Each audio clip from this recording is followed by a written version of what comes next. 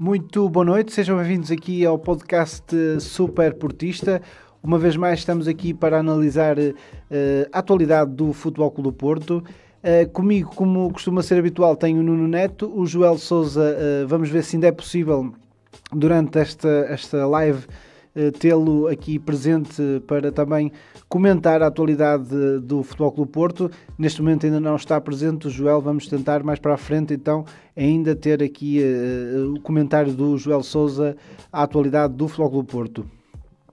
Relembrar que estão a ver aqui, esta live está a ser transmitida na página Super Portista, depois estará também disponível no Spotify e também no YouTube, no nosso canal renovado do YouTube, que podem seguir e também ver, porque todas as semanas temos conteúdo novo e atualizado na nossa página.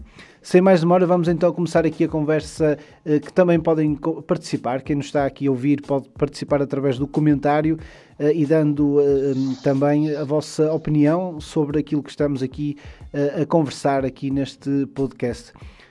Nuno Neto, boa noite. Olá, boa noite Bruno, boa noite a todos. Boa noite. Vamos começar olhando para este jogo já do Boa Vista. Nós aqui também podemos olhar de uma forma geral também para aquilo que são estes dois jogos, este início de campeonato de Futebol Clube do Porto, também olhando um pouco para o que foi o jogo com o Braga, mas olhando também para este jogo com o Boa Vista, que está mais presente, uma vitória 5-0 clara do Futebol Clube do Porto, em que se destacou mais pela segunda parte. Embora, eu deixo já aqui a minha opinião, acho que o Futebol Clube do Porto, aquilo que tem marcado principalmente estes dois jogos que iniciou o Futebol Clube do Porto do campeonato, aquilo que acho que tem marcado é principalmente a atitude dos jogadores. Também outras coisas, em termos se calhar do meio campo, mas já vamos falar mais para a frente. Mas a atitude eu acho que tem sido fundamental para estas duas vitórias. Nuno, qual é a tua opinião? Sim, tem passado por aí e tem passado também bastante pela parte física, quer no jogo do Braga, a reação do Futebol Clube do Porto. Basicamente nem houve qualquer tipo de reação, porque mesmo antes do primeiro gol do Braga, o Porto já dominava o jogo por completo e depois voltou, continuou a dominar o jogo, mesmo após o gol do Braga. Relativamente ao jogo do Boa Vista, o Futebol Clube do Porto acho que foi um bocado surpreendido pela atitude do Boa Vista.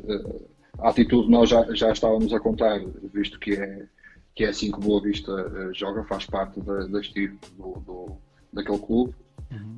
Mas o bom futebol e a boa troca de bola acho que surpreendeu um bocadinho o Futebol Clube do Porto. E eu sinceramente ao fim de 8, 9 minutos gostava que houvesse um time-out no futebol, que era necessário, conforme foi a mudança do futebol do nosso clube da primeira para a segunda parte. Uhum.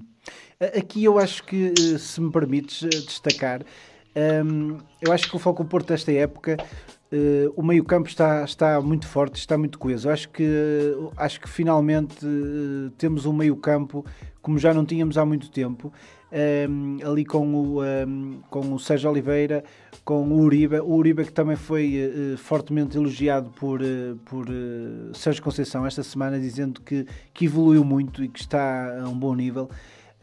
Achas que também esta estabilidade ali no meio campo tem sido um dos principais fatores do Futebol Clube do Porto nestes dois jogos também? Tem sido o principal fator.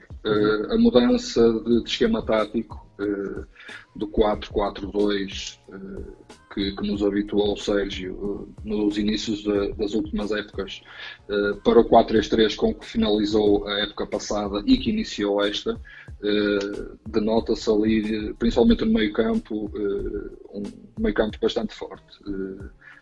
Há ali um pequeno lamiré que eu não sei o que é que o Sérgio vai fazer agora no jogo com o Marítimo, porque o Luís Dias está de volta, está de volta e entrou muito bem agora no jogo do Boa Vista.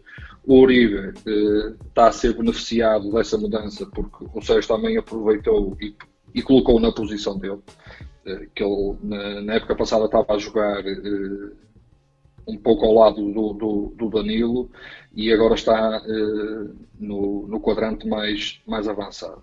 mas mesmo assim prefiro ver o Otávio. Acho que o Otávio morre um bocadinho encostado na linha. Prefiro ver, e o Futebol Clube do Porto tem outro tipo de jogo e de soluções também, quando o Otávio está ali no meio. Mas sim, mas passa por aí, Bruno. O meio campo está fortíssimo. E depois o que temos... me preocupa, Sim, continua. o que me preocupa é soluções. No caso, quando o Sérgio for castigado, o Sérgio Oliveira, uma lesão, custa-me um bocadinho estar a olhar para o banco e ver ali poucas soluções de qualidade para haver substituição direta.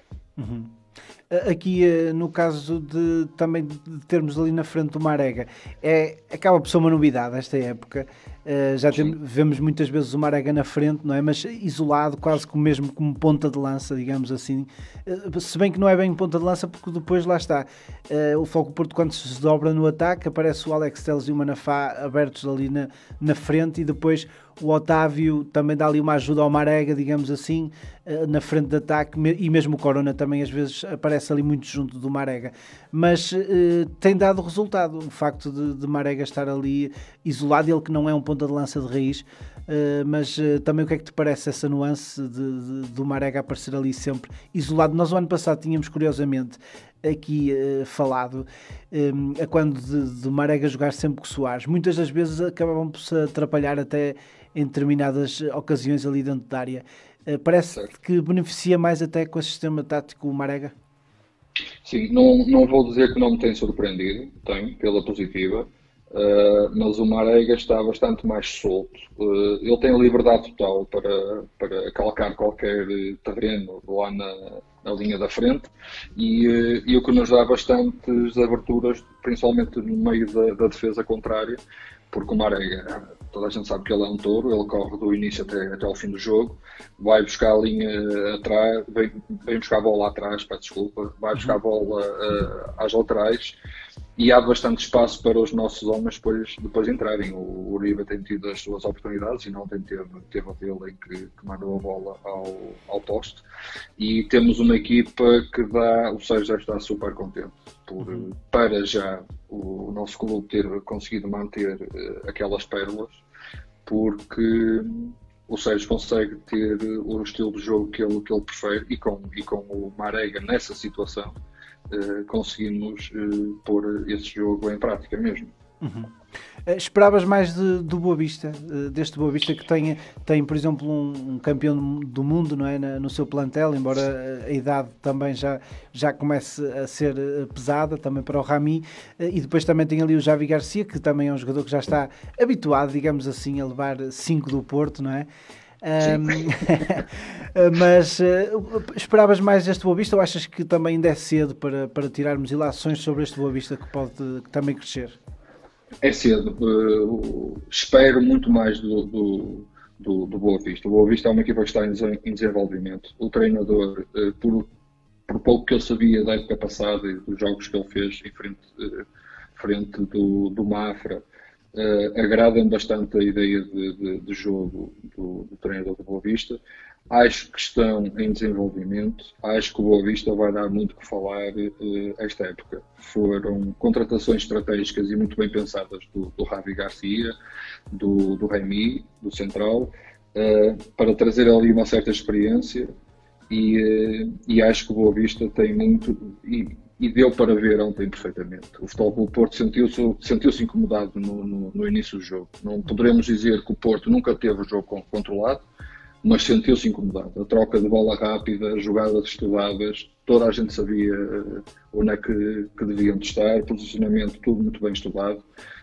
Acho que o Boa Vista vai fazer uma gracinha, não sei se terá equipa para conseguir chegar a uma classificação que dê acesso à Liga Europa.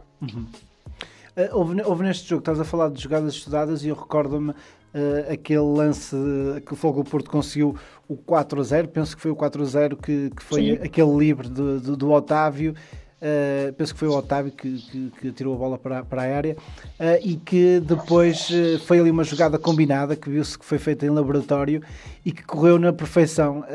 Tu também és treinador e também conheces isso. É fácil treinar isto e depois nos jogos aplicar? Ou também qual é o teu ponto de vista sobre esta nuance que Sérgio Conceição tem introduzido? É fácil treinar, colocar em jogo não é assim tão fácil, mas é sempre de um agrado brutal, e viu-se no festejo do Sérgio Conceição, quando eu acho que foi nesse golo, embora o jogo já tivesse resolvido, mas foi aí que se viu o Sérgio a festejar um golo, porque é tão agradável para um treinador quando tem uma ideia. É o reconhecer do trabalho, funciona, não é? Exato, é o reconhecer do trabalho. Exatamente, pronto. Durante o jogo é muito mais complicado de colocar em prática, porque é certo que nos treinos quem está a defender às vezes até lhe damos indicações para que não sejam tão agressivos, para deixar a situação correr, mas correu bastante bem, mesmo com jogadores experientes como o Rabi e com o Rami ali no meio. Correu bastante bem e foi um golo espetacular. Foi um golo espetacular. Já tínhamos falado aqui também ultimamente da defesa, olhando agora para a defesa do Fogo Porto. Alex Telles continua para já ainda de dragão ao peito. Depois temos aqui o Pepe e o Mbemba na zona central, que parecem consolidar cada vez mais aquilo que tínhamos falado, que o Marcano, quando estiver 100%, vai ser difícil entrar aqui nesta dupla. Concordas? Vai ser muito complicado. Preocupa-me uma terceira opção para a zona central da nossa defesa, mas o Marcano, quando vier, o Marcano há uns anos já teve uma lesão e quando voltou ainda precisou de uns meses grandes para estar a 100%, quer física, quer psicologicamente. A lesão que ele teve é grave, que ele tem, é grave, e provavelmente poderá trazer algum receio com ele quando ele voltar aos campos. Mas o Pepe e o Mbemba têm estado brutais, têm estado muito bem. Ontem houve ali algumas pequenas situações de desencontros, mas nada que pusesse a nossa baliza em perigo. Mas têm sido fundamentais para a nossa defesa. Relativamente ao Alex Telles, eu acho que neste momento nem o Sérgio sabe com aquilo que pode contar, porque o Alex Telles no ano passado foi substituído durante toda a época 2 ou 3 vezes, provavelmente por jogos já estarem resolvidos, ou por amarelos, ou por estar a poupar para outro jogo qualquer.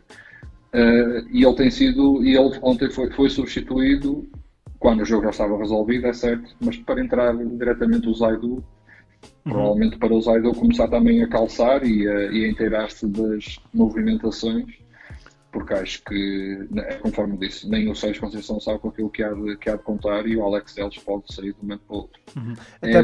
Até porque o Zaidu, no jogo com o Braga, dos poucos minutos que fez, pareceu-me algo nervoso. Não sei se foi nervoso ou se não entrou bem no jogo. No jogo com o Braga não entrou. Já foi mesmo no fim, não é? Mas parece-me que não entrou bem. Sim, mas também não entrou para a posição dele. Ele sim, entrou para jogar para extremo, penso que foi a extremo esquerdo. Exatamente, mais à frente. É verdade. À frente do Sérgio. E pronto, e ouviu-se o adjunto do Sérgio Conceição. Quando o Zaidu entrou, ele passou aqueles 7, 10 minutos que o rapaz esteve a jogar, a dar sempre indicações. E entrou bastante nervoso. Ontem não se notou muito isso, mas há uma grande diferença entre o Zaidu e o Alex Telles. Claro. Até mesmo numa questão de evolução. O Zaidu é um jogador que está em evolução neste momento, 23 anos, e o Alex Telles já tem uma carreira toda construída, não é? Mesmo assim, o Zaidu já foi chamado ainda agora à seleção da Nigéria, não é? Olhando para este plantel, agora que estamos a falar de Alex Telles, que poderá ser uma das saídas, eu não te pergunto pelas saídas, as saídas até já estão a acontecer, o Soares e o Abubacar, e depois também há a questão do Zé Luís, que já foi inscrito, mas também não se sabe se continua ou não. Mas o que eu te pergunto é, olhando para este plantel que o Foco Porto tem neste momento, achas que o Foco Porto devia se reforçar em alguma posição específica, ou achas que temos um plantel suficientemente para a Liga dos Campeões e Campeonato, Taça de Portugal, Taça da Liga? O que é que tu achas?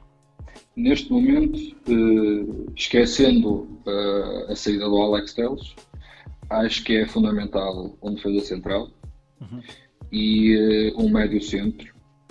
Um médio centro que faça box-to-box. Porque defesas centrais neste momento temos o Pepe Movemba, o Marcano está no estaleiro, e depois temos o Diogo. E o Diogo também é uma incógnita porque está sempre também na porta de saída, não é? Segundo dizem, não é? Também, mas também não é conforme eu digo, não é um atleta que nos traga aquela segurança. Claro. O Pepe agora, se tiver uma lesão que tenha que ficar encostado um mês, vai ser muito complicado para o Futebol Clube do Porto conseguir superar essa situação, com a proximidade dos jogos que aí vem, não é? E depois para o meio campo, voltando àquilo que eu disse logo no início, temos Sérgio, temos Danilo, temos Uribe, temos o Otávio e depois pessoal com qualidade ali para aquela temos ali zona. O Lume também é sempre uma incógnita, não é? Nem sempre também entra bem nos jogos. O Lume temos o Romário Baró que também poderia aqui encaixar, mas o Sérgio Conceição parece que não aposta muito nele, não é? Não sei se também foi aquela questão da lesão que teve o ano passado. Também está da lesão, acho que também está um bocado fresco. Claro. Nós precisamos de soluções que sejam para assumir ali a posição e que sejam constantes. O Lume não é constante. Okay? O Lume fez um grande jogo na época passada contra o Benfica, se não me engano, na parte final. Sim.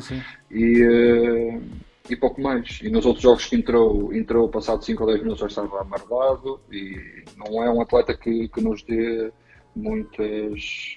que dê condições para que nós possamos ficar sossegados e tranquilos. E na frente de ataque não mexerias? Neste momento também há a questão do Zé Luís, não é? O Zé Luís poderá não ficar, fala-se que também poderá sair, já foi inscrito... E foi convocado, jogo, exatamente.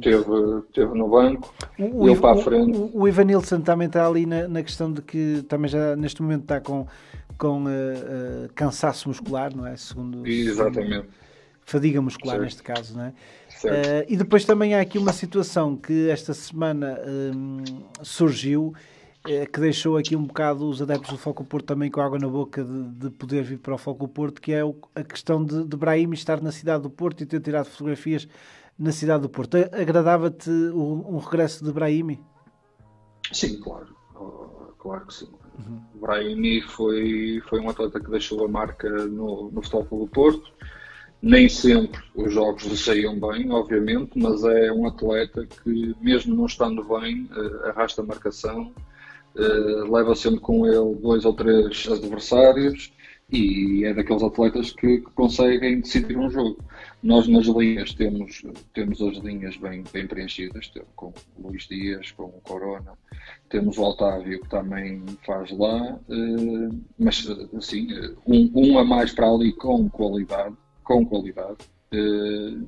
nunca seria demais. E o Brahim, obviamente, que encaixaria bastante bem na equipa do Futebol Clube do Porto.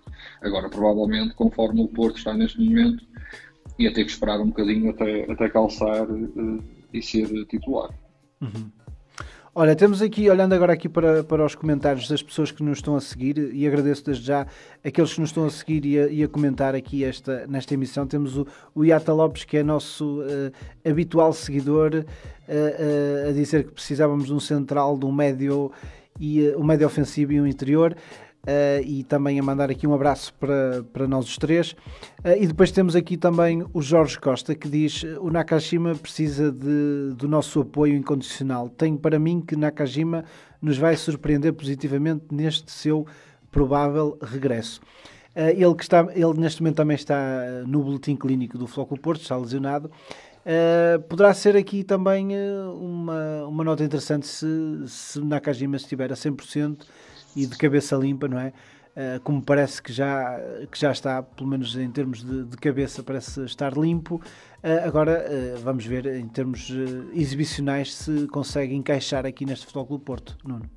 Ele estava a encaixar perfeitamente. Ele estava a ser uma mais-valia para o Futebol Clube do Porto. Chegou a fazer alguns jogos a titular. Sempre que estava no banco e entrava, marcava a diferença. É um jogador é um estilo de jogador que falta ao Futebol Clube do Porto. que dava muito jeito ter, mas é conforme tu dizes, ele precisa estar com a cabeça limpa. Eu não sei se está ou se não está, não sei se o boletim clínico dele se é físico ou se é psíquico. Vamos ter que dar tempo ao tempo. Visto que o Futebol Clube do Porto o aceitou de volta e o reintegrou, vamos ter que aguardar para quando ele tiver alta do boletim clínico, ver que tipo de aposta é que o Sérgio vai fazer com ele. Para já, os que estão a jogar estão bem e sabemos que com o Sérgio Conceição é difícil também entrar assim de repente num 11, pelo menos num 11 principal. Portanto, se calhar só o veremos agora brevemente, se calhar numa Taça da Liga ou numa Taça de Portugal, num dos jogos desses, para ganhar ritmo e voltar a entrosar-se com a equipa. Depois de estar recuperado, como é óbvio. Sim. Para já, não mexe. Está impecável. Em relação a Soares saiu. Nós temos que deixar aqui uma palavra a Soares, independentemente daquilo que é como jogador ou não, e de gostar-se ou não dele e das características que tem, mas foi um jogador que sempre honrou a camisola do Futebol Clube do Porto, e o próprio Sérgio Conceição disse que, e passo a citar, disse: para se jogar no Futebol Clube do Porto não basta se ter contrato, deixando como elogio, neste caso, a Soares, que saiu, mas que deixou sempre uma boa imagem enquanto representa o Futebol Clube do Porto, Nuno. Sim, foi um atleta que sempre se integrou bastante bem no grupo, nunca criou quesilhas e sempre que entrava em campo tentava dar o máximo dele. É conforme tu dizes, independentemente das qualidades, havia jogos que lhe corriam menos bem, mas foi o atleta que deixava sempre tudo em campo, muitas vezes criticado, e eu próprio já o critiquei, às vezes por ser um bocado benevolente na altura da finalização. Situação com o Taremi, que nós conversámos há 2 semanas, com o Taremi não é, mas tenho muito a agradecer ao Soares. Provavelmente, conforme ele diz, não haverá um regresso ao Futebol Clube do Porto, mas nós, como pátria portista, temos que lhe agradecer tudo aquilo que ele fez por nós.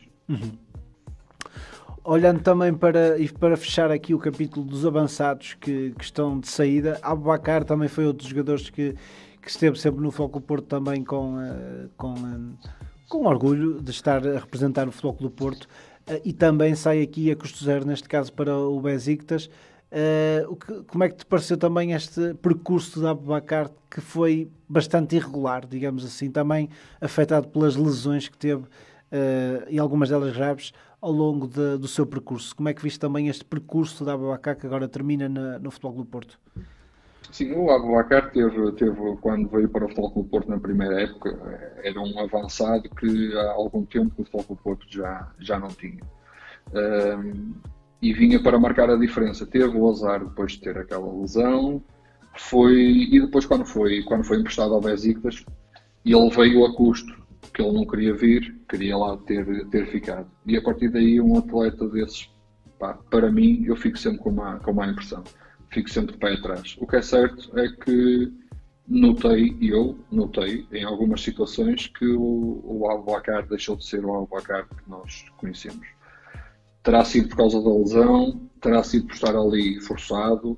O que é certo é que ele mesmo, tendo contrato com o Futebol Clube do Porto e estar ali apenas a cumprir, também sempre que entrou em campo, dentro das limitações dele, tentou também fazer o trabalho dele. Sinceramente, posso ser um bocadinho frio a dizer isto, mas não é um avançado que me deixa muitas saudades. Tenho pena do negócio que o Futebol Clube do Porto fez. Há sempre 2 formas de ver a coisa. Não ganhou dinheiro nenhum com a transferência. Sim, mas pelo menos vai poupar. Poderia poupar o ordenado, mas poderia poupar e poderia ter ganho alguma coisa, pouca que seja, poderia ter ganho alguma coisa, e neste momento é muito importante para o Futebol Clube do Porto o dinheiro, não é? Muito bem. Nuno, agora peço-te, olhando aqui para estas 2 primeiras jornadas da Liga, olharmos aqui de uma forma geral para aquilo que foi o início deste campeonato na Liga Portuguesa. Temos aqueles que se auto-intitulavam de arrasar, que iam ser os de arrasar. Os de arrasar neste momento estão em segundo lugar, embora com os mesmos pontos que o Futebol Clube do Porto. mas estão em segundo lugar. Depois temos aqui o Sporting, que hoje já venceu, não é? O Sporting que também ainda só conseguiu participar num jogo. Depois temos aqui o Guimarães, que também tem o Ricardo Quaresma e que prometia muito, mas que também está a ter dificuldades em começar bem o campeonato. O próprio Braga, o Sporting de Braga, também apanhou o Foco do Porto na primeira jornada. Como é que olhas para estes resultados e para este início da época das equipas portuguesas, também condicionadas pelo facto de não termos público nas bancadas, uma coisa que já vamos também falar de seguida. Nuno. Relativamente a quem está surpreendido pela positiva é o Santa Clara. Está com um jogo bastante conciso, está muito certinho, e foi visto ontem, foi jogado ao estádio do Braga e saiu de lá com uma vitória. Toda a gente sabe que ir a Braga e trazer lá pontos é sempre muito, muito, muito complicado. Pela negativa, o Sporting de Braga, obviamente.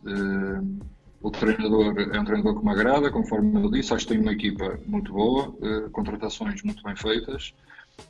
Vamos deixar passar mais 2 ou 3 jornadas para ver se eles começam a carburar e a sair daquela situação menos agradável para um clube como o Braga, que neste momento tem 2 jogos, 0 pontos e tem apenas um golo marcado. O Guimarães, acho que é mais fogo de vista, e o Benfica é mais do mesmo. Acho que tem uma boa primeira equipa, mas depois deixa um bocadinho a desejar no banco. Portanto, é provável que o Benfica continue com este arranque forte, como o Futebol Clube do Porto também tem, mas estou bastante esperançoso que depois haja ali uma quebra quando começar a aparecer as competições europeias. O Nacional também parece uma equipa bastante razoável e concisa. O Farense, ainda hoje comentei com familiares meus que para mim é a primeira equipa que vai descer. E outra equipa que me está a surpreender pela negativa é o Famalicão. A diferença de jogo é bastante grande em relação à época passada, não é? Bastante.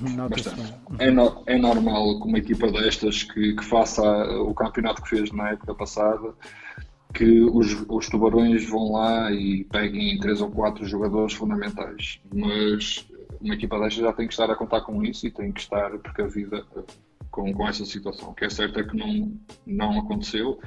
E tem-se visto no jogo jogado que é uma diferença abismal de uma época para a outra. Eu deixo aqui também o destaque ao Rio Ave, o Rio Ave que também conseguiu vencer agora nas competições europeias, e que tem para mim um excelente treinador. O Mário Silva é um excelente treinador. Portanto, vamos ver o que é que o Rio Ave faz esta época. Também é uma das minhas apostas para um bom campeonato. Também gostava muito que o Rio Ave conseguisse fazer uma coisa em grande. Pelo clube em si, que tem muita simpatia pelo clube, mas pelo nosso Mário Silva também, seria mais um portista a conseguir chegar longe. O Mário Silva, que era o treinador do Futebol Clube do Porto quando o Futebol Clube do Porto Sub-19 foram campeões europeus, com essa grande equipa em que estava o Fábio Silva também. E eu acho que considero o Mário Silva um excelente treinador e que no futuro eu penso que também passará pelo Futebol Clube do Porto. Vamos olhar agora aqui para a questão que estávamos a falar há pouco do apoio dos adeptos nas bancadas, que ainda não é possível, mas que uma vez mais e continua a ser possível nas touradas, não é? Aqui os Pedragões esta semana fizeram esse apelo uma vez mais e lançaram um comunicado pedindo que devolvessem o futebol aos adeptos e pedia, entre outras coisas, que pudesse estar 10% dos adeptos, qualquer coisa assim do género. É uma coisa que nós temos vindo a falar ao longo das semanas e que parece estar tardia para acontecer, embora já se tenha ouvido falar que seria possível nas próximas semanas ter adeptos nos estádios. Nuno, é um tema recorrente agora nos últimos tempos. Qual é a tua opinião também sobre isso? A minha opinião mantém-se quando nós conversamos há 2 semanas. Eu acho que eu entendo que seja um desporto diferente dos outros, em que haja mais contacto entre os adeptos. principalmente nos festejos. Mas para isso é perfeitamente possível criar condições para que isso não aconteça. E eu dei o exemplo do estádio do nosso clube, com números redondos, com 50 mil lugares. Se vendesse apenas um terço, daria 16.500 lugares, sensivelmente. Acho que era completamente possível haver um distanciamento social lá dentro.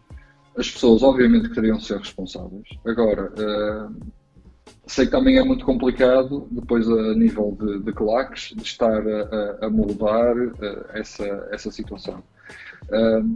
Mas se nós, conforme tu disseste, se nós vimos touradas cheias, com pessoal sem o mínimo de distanciamento social entre eles, ele não estava a ver televisão e estava a dar o congresso de um partido político, em que estavam mesas corridas e lugar sim, lugar sim, lugar sim. Não havia um único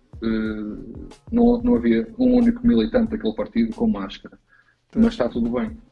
Está tudo bem. Eu sei que não tem a ver com o desporto, mas então digam como é que é possível, nessa situação, não haver nem sequer meio metro de distanciamento de uma pessoa para a outra e, ainda por cima, não estarem com máscara. E neste caso aqui estamos a falar de estádios de 50 mil pessoas e ao ar livre, neste caso também. Ao ar livre.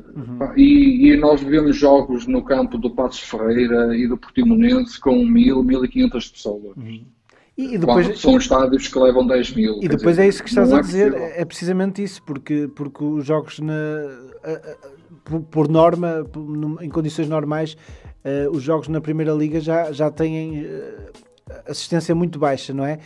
E mesmo com este cenário de pandemia também há muita gente que se precavê e que não quer ir sequer, porque não se quer expor a esse tipo de... Portanto, ainda seriam se calhar mais baixas do que aquilo. Se calhar os primeiros jogos as pessoas queriam ir todas porque já têm fome de bola, digamos assim, mas depois voltaria ao normal, penso eu, e regularizava, e que não, seria muita gente que poderia assim assistir, não é? Sim, eu penso que sim, e nós mesmos, vendo depois com o andamento da situação e vendo que aquilo é muito limitado e provavelmente não haveria as tais enchentes que os políticos dizem que iriam acontecer no exterior do estádio. Nós temos, para jogos, 700 ou 800 militares da PSP destacados, e muitas vezes, eu sei que tu és frequentador do estádio do Dragão, e muitas vezes nós passamos por lá e estão 10, 15, 20 polícias encostados à espera que haja escaramuças. É muito fácil de colocar meia dúzia desses agentes a vigiar esse distanciamento que eu acredito piamente que as pessoas iriam cumprir, porque depois não iriam querer que o nosso Estado voltasse atrás com essa decisão. Portanto. Muito bem. Agora vamos olhar para o próximo jogo do Futebol Clube do Porto, que é o que importa agora no nosso horizonte, que é o jogo com o Marítimo. É no Estádio do Dragão, uma vez mais, no próximo sábado, 3 de outubro, às 18h30. Curiosamente é o dia dos meus anos, por isso espero uma vitória para me presentear nesse dia.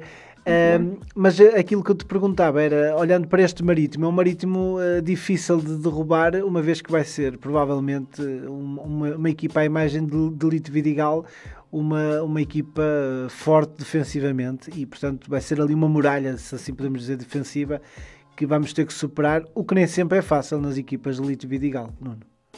Certo. Neste momento, as indicações que nós temos do Marítimo passa muito pelo treinador que tem. Do Marítimo e das outras equipas. O Marítimo, neste momento, foi aos Açores jogar com Santa Clara e depois recebeu o Tondela, se não me engano. Ontem ou hoje. Exatamente, foi Tondela. Ganhou 2-1. Exatamente, ganhou 2-1. Perdeu com o Santa Clara 2-0 e agora venceu 2-1 o Tondela. Exatamente. Pronto.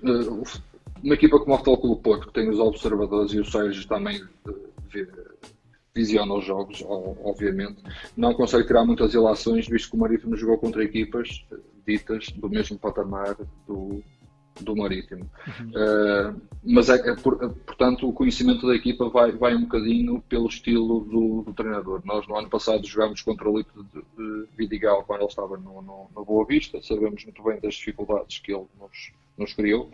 Portanto, o Sérgio terá que pegar nessa situação, terá que ver um ou outro atleta que se destaque mais e daí montar a estratégia. Eu acho que vais ter um presente de aniversário saboroso. Não sei se será tão grande conforme foi este fim de semana contra o Boa Vista, mas não vejo neste momento, por aquilo que vi dos 2 jogos do Marítimo, que hajam muitas possibilidades do Marítimo, nem por cima sendo cá no Porto, que haja muitas possibilidades do Marítimo conseguir pelo menos o empate aqui. E, portanto, em termos de 11 inicial será o mesmo, não é? Digamos assim. Provavelmente. A única dúvida que eu tenho ali é, conforme eu disse, é a saída do Uribe e a entrada do Otávio para o lugar dele e no lugar do Otávio encostar lá o Luís Dias. Ou seja, não vai alterar muita coisa aqui, porque também não temos assim muitos atletas que possam marcar a diferença daqueles que foram contratados. Portanto, não deverá sair daí. Acho que vamos manter na mesma 4-3-3 e espero que seja um 4-3-3 como a segunda parte do Boa Vista, que fez lembrar a reta final do campeonato anterior. Eu se me permites, olhando aqui para estes jogos, eu tenho a sensação de que a sensação que me dá em relação, por exemplo, à época passada, estes 2 jogos fez-me lembrar muito a primeira época de Sérgio Conceição no Futebol Clube Porto, porque acho que nota-se os jogadores com outra atitude em campo, parece que o Futebol Clube Porto que está a pressionar mais em cima, pressionar muito o adversário quando perde a bola, e isso faz-me lembrar muito a época inicial do Sérgio Conceição. O ano passado eu penso que faltou-nos um bocado isso, principalmente acabámos por ser campeões, mas eu acho que, por exemplo, no início da época tivemos muitas dificuldades. Houve aquele jogo do Krasnodar que perdemos, não é? Houve Sim. também o Gil Vicente que perdemos, entramos ali algo irregulares, mas acho que aí também foi uma questão de atitude. Acho que nesse momento, nessa época, portanto, na época anterior, no início da época, ainda os jogadores estavam muito ainda na cabeça o mercado de transferências. E eu acho que este ano as coisas parecem estar mais limpas e mais definidas no que diz respeito a isso. E acho que os jogadores estão com outra atitude. Além de que houve aquela quebra, que o ano passado foi notória, ali em janeiro e fevereiro, que até teve o Sérgio Conceição para sair, mas aí penso que já foi uma questão também mais física. Notou-se principalmente nos jogos da Taça da Liga com o Braga, que a equipa já estava cansada nessa fase, e depois houve aquele recuperar de final de campeonato.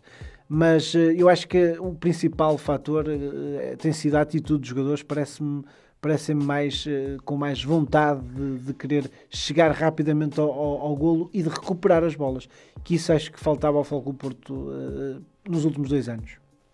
Certo. Tem a ver com o crescimento, conforme nós falámos há umas semanas atrás, e que eu desejei que esta época assim fosse. Tem a ver com o crescimento dos atletas, tem a ver com a maturidade, mas principalmente tem a ver com a responsabilidade.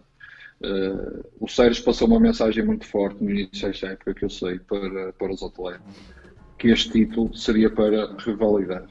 Este título seria para defender com unhas e dentes, e o próprio Sérgio este ano tem uma motivação maior, que se chama Jorge Jesus. Porque o Jorge Jesus, quando saiu daqui e o Porto foi campeão, e ele próprio disse: o Porto só ganhou porque eu não estava lá em Portugal a treinar. E o Jorge Jesus regressou agora.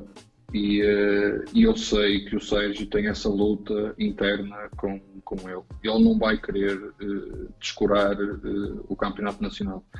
Poderemos, visto que a equipa do Futebol Clube Porto, provavelmente, a nível de contratações, poderá entrar mais 1 ou 2 atletas, e se for de renome, provavelmente só o Brahimi, poderá haver aqui um descansar um bocadinho nas competições europeias. Porque o Sérgio não vai querer perder este bi por nada deste mundo. E passou essa responsabilidade própria para os atletas. E vê-se mesmo no Otávio, que sempre se falou que seria possível sair para o Nápoles. o Alex ainda está, vai que não vai ou fica, mas toda a gente está a cumprir e toda a gente está a dar o litro e o Porto está muito bem fisicamente. O Porto entrou muito bem fisicamente e é isso que nos tem ajudado bastante a fazer essa tal pressão alta, conforme tu falaste bem. Uhum. Muito bem, antes de terminar aqui este nosso podcast, que não foi possível termos aqui nesta emissão o Joel, eu estou aqui a tentar ver se ele ainda entra, mas vai ser difícil. Antes de terminarmos, eu queria aqui fazer uma nota para uma declaração do Pedro Bragança esta semana, o conhecido adepto do Foco Porto, que costuma também estar ligado aqui ao comentário sobre o nosso rival, o Benfica, e que também já participou aqui, inclusive na nossa página, também numa entrevista e neste podcast, precisamente, e que eu vou passar a citar, e inclusive quem nos está a ver na live já está a ver esse post do Pedro Bragança, que diz 48, este é o número de inquéritos nas mãos da equipa especial do Ministério Público, criada há mais de 2 anos para investigar crimes ligados ao futebol. Desses 48, até ao momento, só 2 avançaram, os únicos que visavam quem denunciou. Isto é notório, Nuno, daquilo que estamos a falar, do país em que vivemos, e de 48 inquéritos, só 2 é que passaram, é que avançaram, e esses 2 foi daquelas pessoas que denunciaram. Como é que vês isto, Nuno? Tenho pena de amar tanto este desporto, de amar esta modalidade que é o futebol, e ver que isto é mais importante para muita gente que manda do que pôr, mais importante isso, do que pôr comida na mesa.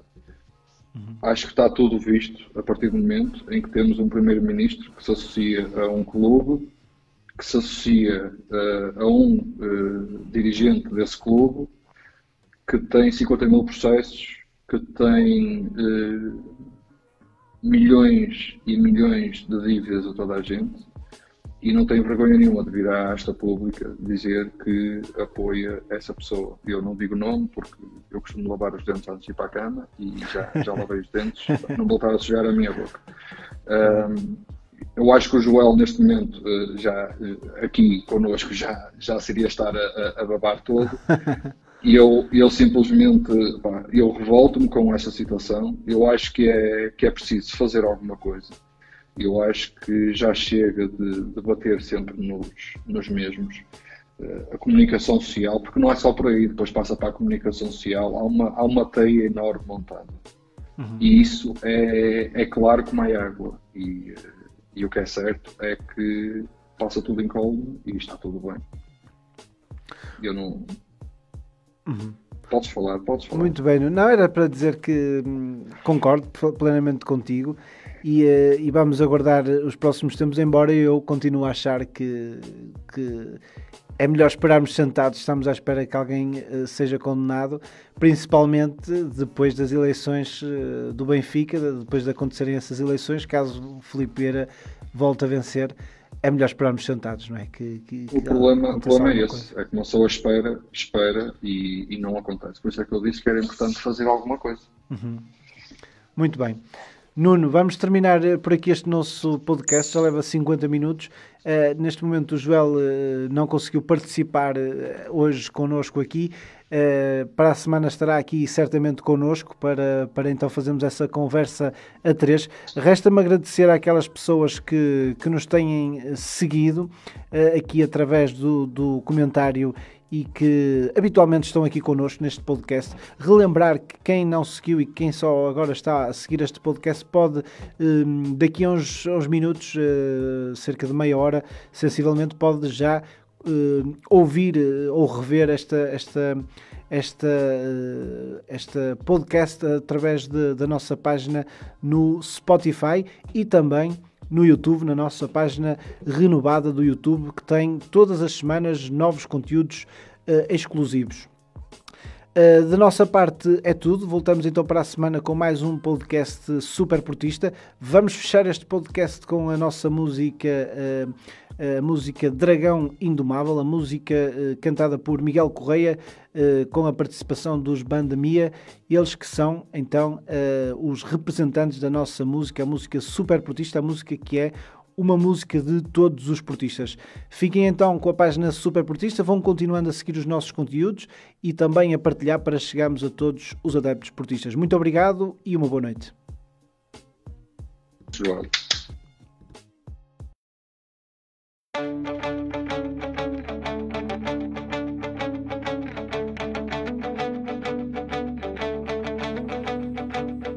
Este orgulho, este amor, esta união impossível de quebrar.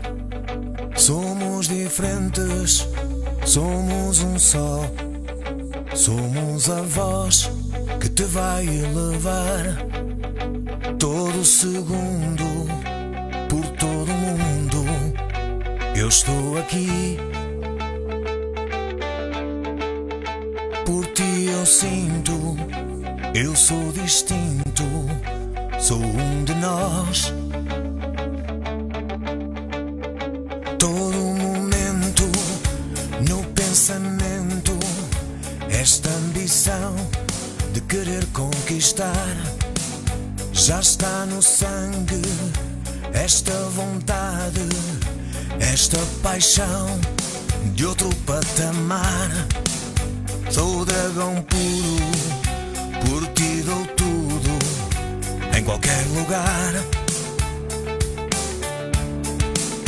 Não há fronteiras, não há barreiras, eu vou gritar.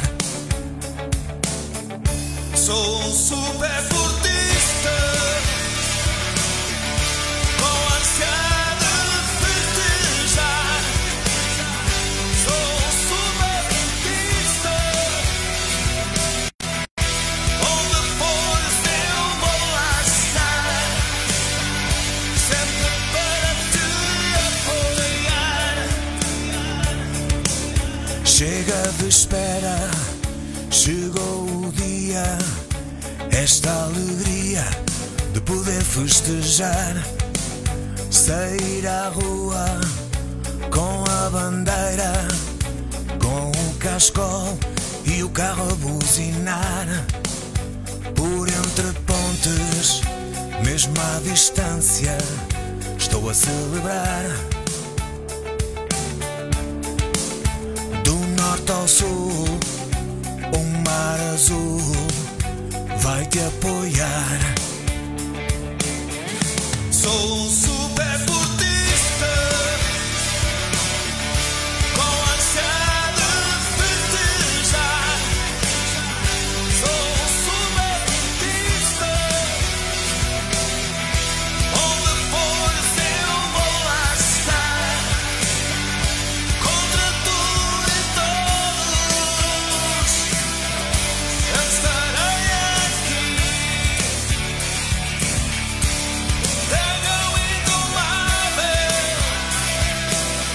super portista eu sou. Super portista eu sou. Super portista eu sou. Super portista eu sou. Sou um super portista,